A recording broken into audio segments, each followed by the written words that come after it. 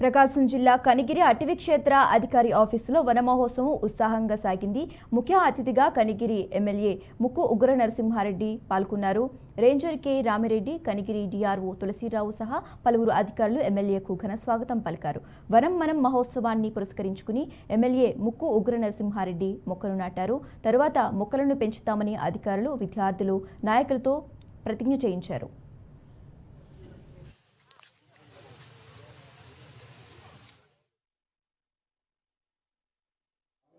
ఈ చెట్టు పెరగాలంటే ఎన్ని రోజులు పట్టుద్ది, మన ఎంత ఖర్చు వస్తుంది, ప్లస్ దీనివల్ల మనకి ఎంత లబ్ధి, ఆ లబ్ధిని పోగొట్టుకుంటున్నాం అనే ఆలోచన ప్రతి వాళ్ళు కలగాలని ఈ వనమహోత్సవ సందర్భంగా తెలియజేయడం జరుగుతా ఉంది.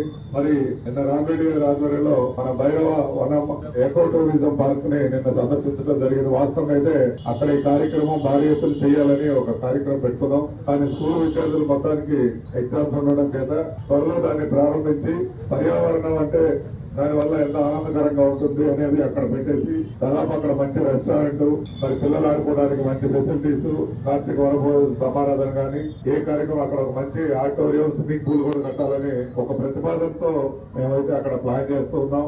దాన్ని